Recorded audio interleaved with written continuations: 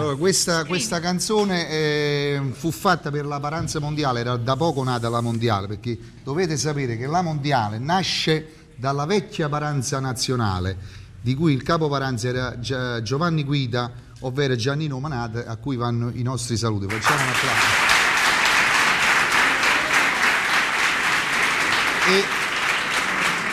E per l'appunto io prima di cantare per la mondiale io cantavo anche per la nazionale, quindi ho fatto un po' la storia di questi ragazzi. E la canzone Scrivami fu scritta da Peppe Romano, che ormai non c'è più e lo vogliamo ricordare caramente, e il maestro Gino Napolitano. Molto bene.